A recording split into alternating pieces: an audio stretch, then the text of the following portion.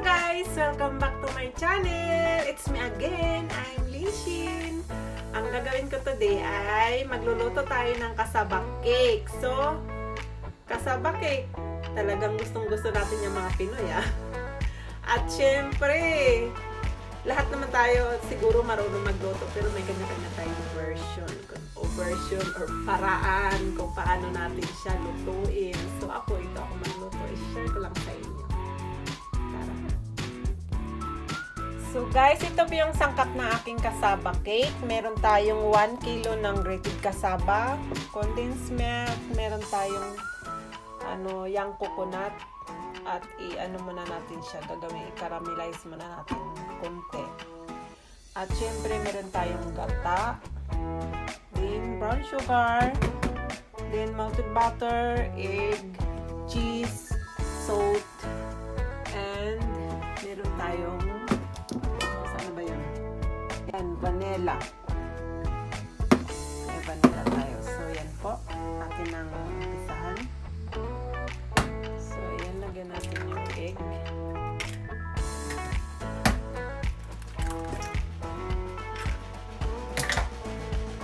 Nakalimutan ko mag-add pala tayo ng fresh milk.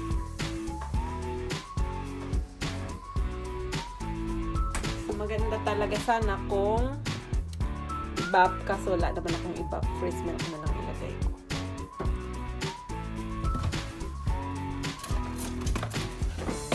So yan po.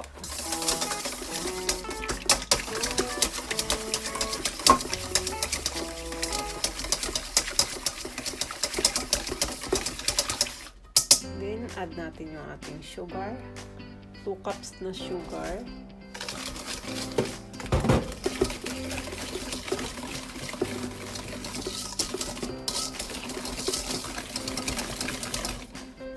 Then yung ating melted butter.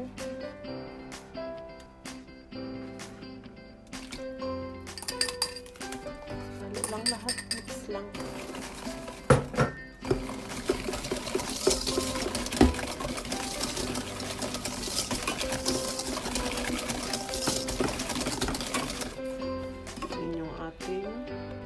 Condensed milk.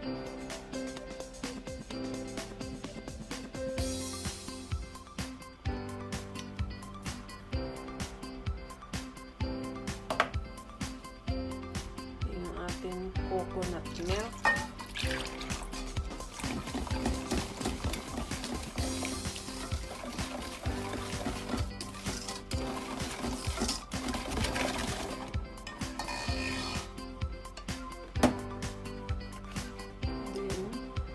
Natin ng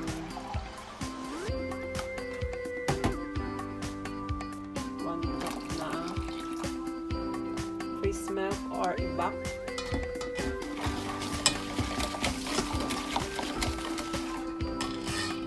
Then yung ating 1/2 teaspoon na salt.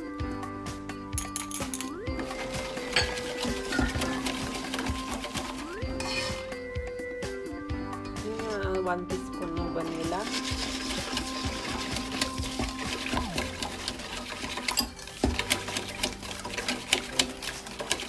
Kung gusto nyong malaman yung lasa, so tikman nyo. Huwag nyo nang lunukin.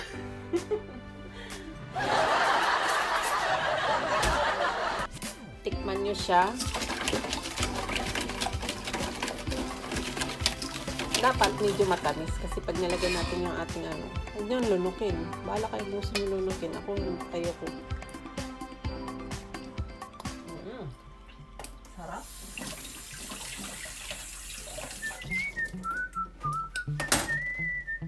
Para kung alam nyong kulang sa inyo ang tamis, so dagdagan nyo ng sugar. So, ayan, ilalagay na natin yung ating grated kasaba. Para sa akin, sakto na yung tamis. Ayoko kasi ng sobrang tamis.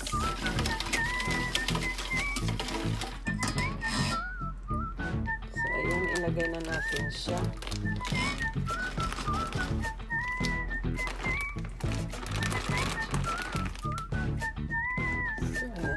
Yung ating kasaba.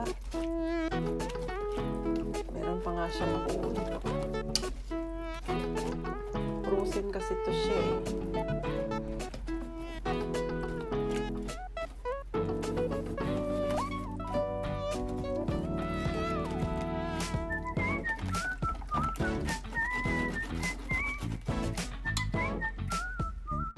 po yung lagayan ko. So, babrasa natin siya ng butter or margarine.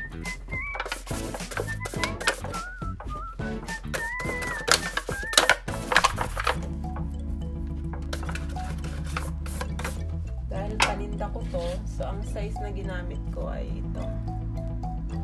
Saan ba siya?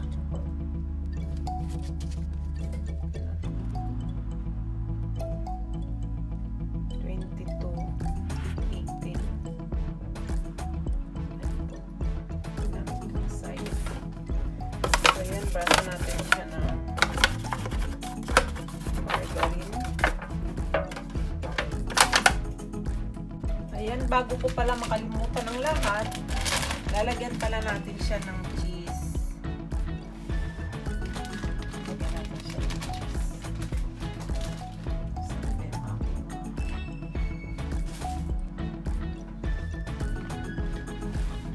Wait me. Ayan, lalagyan natin siya ng cheese. Para special. Lagyan natin siya ng cheese. So,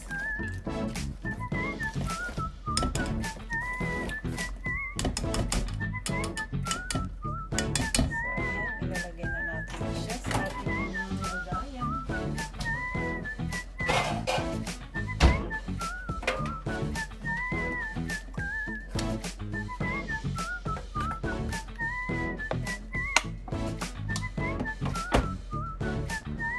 So, ayan, i-oven natin siya ng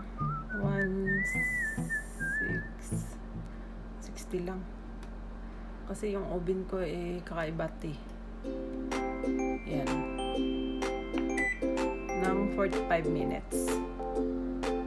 And now, i-caramelize naman natin yung ating young coconut. So, lalagyan natin siya ng white sugar. Depende sa gusto nyong tamis. Ako ayoko talaga ng sobrang tamis. So, yan po. So, yan hanggang mawala yung sabaw niya.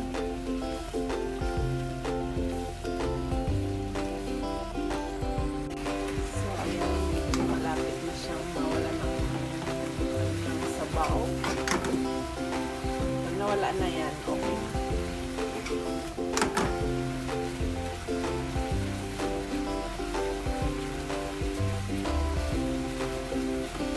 Caramelize naman to kahit mga 1 teaspoon or 2 tablespoon yung sugar. Depende sa gusto nyong tamis.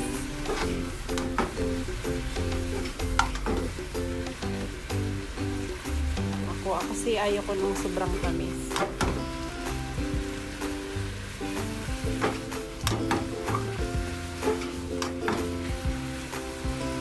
So, ayan. Ito pwede na siya. Wala na siya ng sabaw. Ayan po. So, meron na tayong makapuno. Okay na.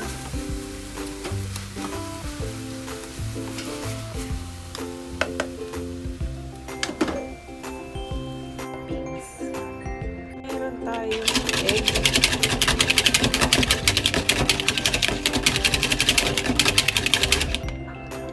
Lalagyan natin ng condensed milk.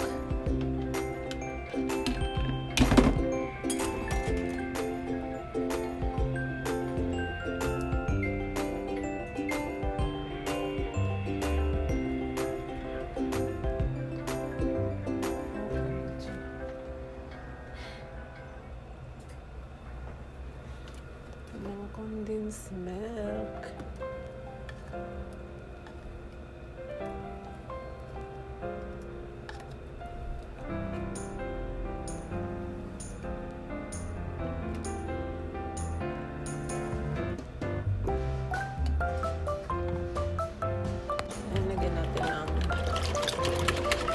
Fresh milk na 1/2 cup.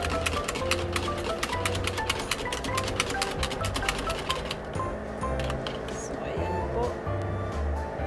Lagyan natin siya ng kunting kulay kasi masyado siyang maputi.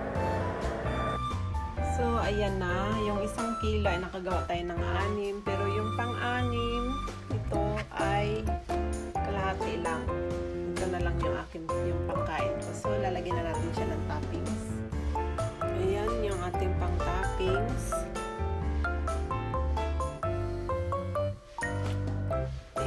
Sorry po, yung kamay package. Kailangan pala natin siyang butasan.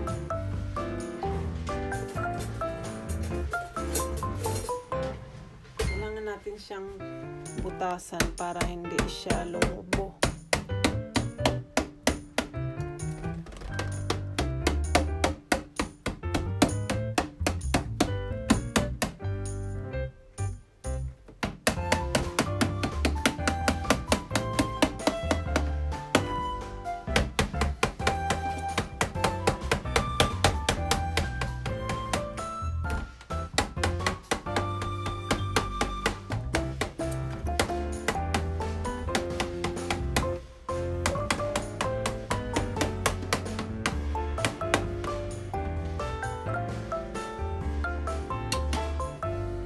At lalagyan din natin ng ating kapuno.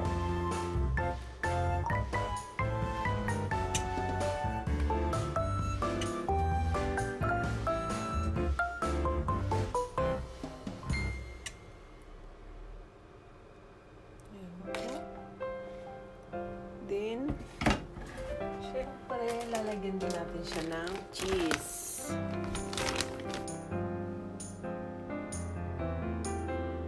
Para masarap. So, hindi nyo naman kailangan magiging 45 minutes talaga. So, titingnan nyo kung medyo luto na, okay na. Kasi depende naman yun kung makapal yung pagkalagay nyo. So, pag manipis, mabilis siya maluto. So, yan po. Ibibig ulit natin siya ng 15 minutes.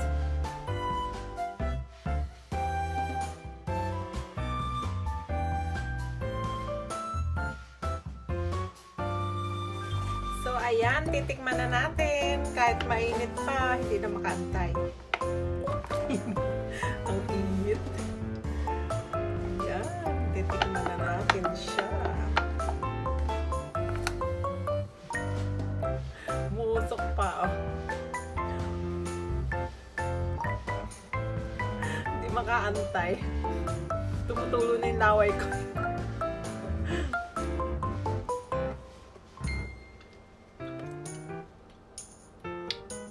Sarap.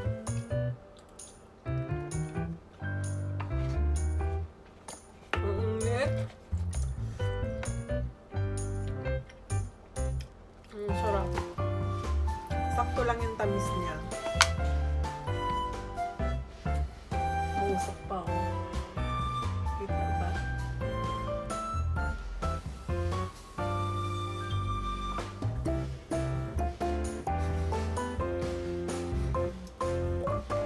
Nakaw ko.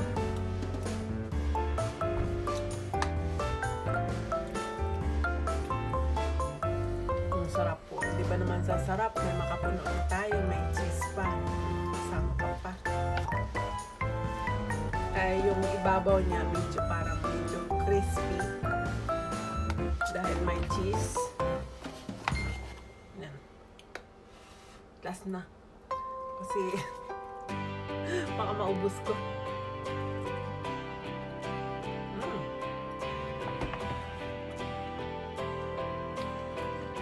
Ang sarap.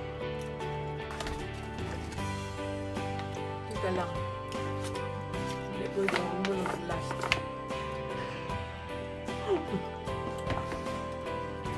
So, ayan po yung aking kasaba cake.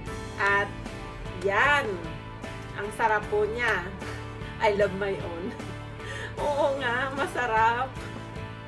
Siyempre, lalo na tayong nasa ibang bansa. Mahirap bumili ng mga ganyang kasaba cake, kasaba pudding, kasaba ano ba, bibingka, ano ba.